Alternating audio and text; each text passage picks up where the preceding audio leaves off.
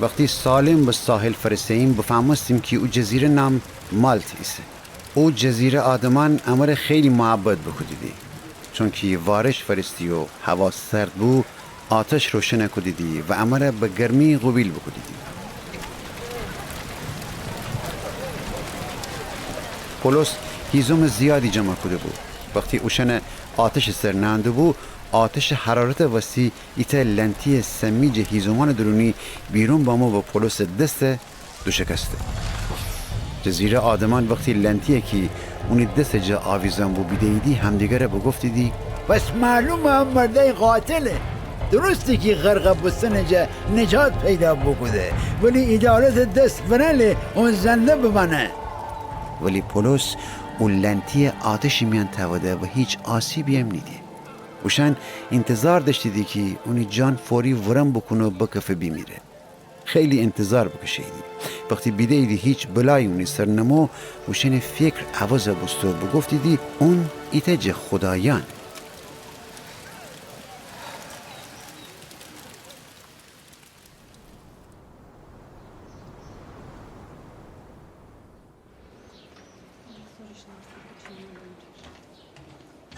او جزیره رئیس کی ان نام پوبلیوس بو او نزدیکان باغ و بلاغان زیادی داشتی و امر خو خانه دعوت بکده و 3 روز خو جاجیگا میان امیجا پذیرایی بکده.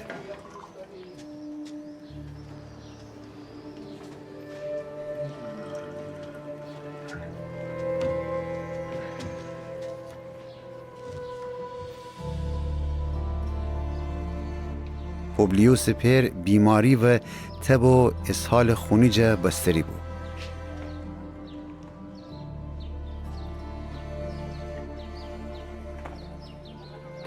پولس بوشه اونی ورجه دست بنا اونی سر دعا بکده و اونه شفا بده.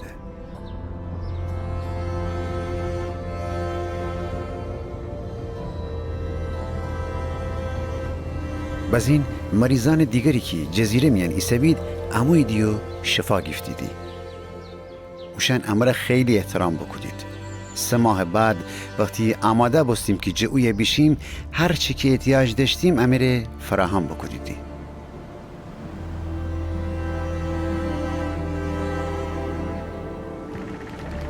سه ماه بعدن که امی کشتی بشکفته ایتا کشتی دیگر امره که اسکندریه شیم بو و جوزا یعنی بررن دوغلو نام داشتی و تمام زمستان اوی ایسه بو دریاجه را دکفتیم بوشوی.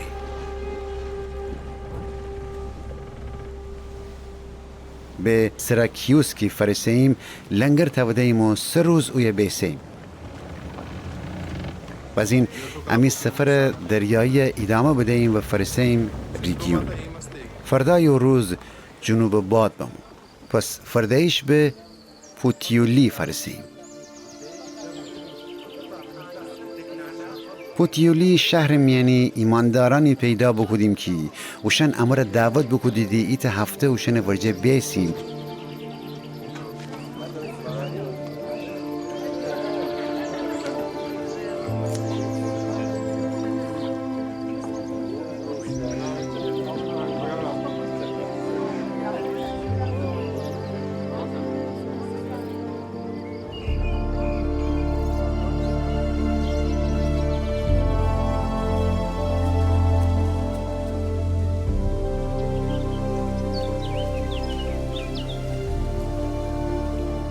و حتوی بو کی فرسیم روم.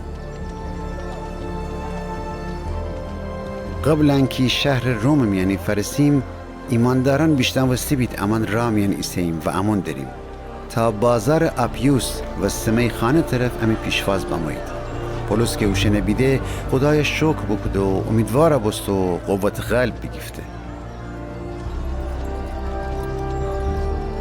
وقتی فرسیم روم پولس اجازه بده ایدی که هر جا انی دلخواه زندگی بکنه که البته خودش خانه میانی ایتا سربازم انا مواظب بابه.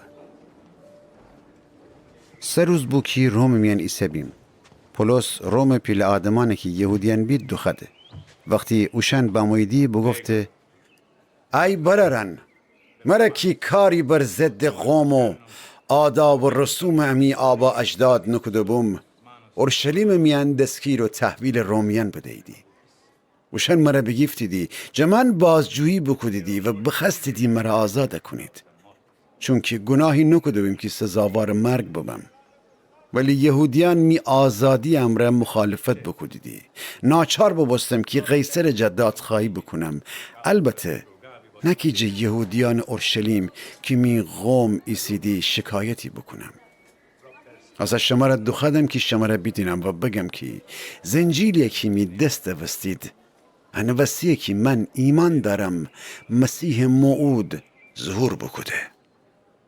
وشنم وگردستیدی بگفتیدی اما هیچ نامه جون چکیتره پیش به ما یهودی جا دریافت نکدیم و جه هیچ کدام برارن یهودی که جه اوی به مایدی نشنوستیم که بگید تو کاری بکدی یا گناهی مرتکب بوستی. خوشحالم اگه تیجا بیشتویم و بدنیم که تو چی فکر کنی، چون که بیشتوستیم مردم همه جا فرقی که مسیحی نام داره بدگویی کنیدی.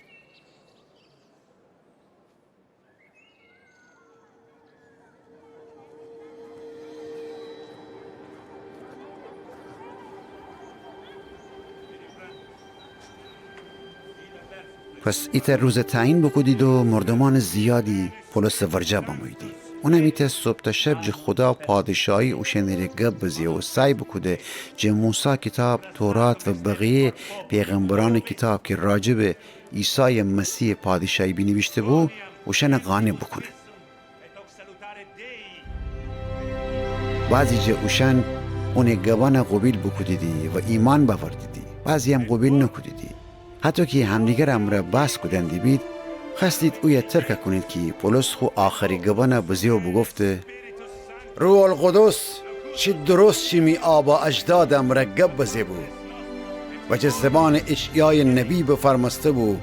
روح خدا او نبی بگفته بوشو اقوام بگو شمی گوشم را اشتویدی ولی نفهمیدی، شمی چوبانم را دینیدی ولی درک نکنیدی، چونکی اقام دیل سیاه دمرده. غرورم را نخیدی قبیل بکنید. خوشن گوشنم سنگین نبسته، خوشن چومان دوستیدی که نکنه چیزی بدونید و خوشن گوشنم را بیشتوید و خوشن دیلم را بفهمید تا بزین وگردید که من اوشن شفا بدم. پولس بگفته پس بدانید که خدا ان نجات غیر یهودیان را مهیا بکده و اوشن اشتویدی. وقتی پولس خوگبا نوزه یهودیان کلگب زنان خوشن امر جرباس بکدیدی و جوی بشویدی.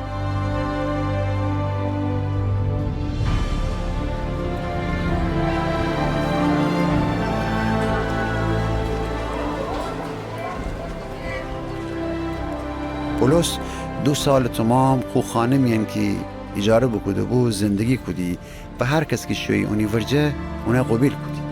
اون شهامت امر خدا پادشاهی اوشن را اعلام کدی و بدون هیچ مانعی در مورد عیسی مسیح خداوند اوشن تعلیم دی.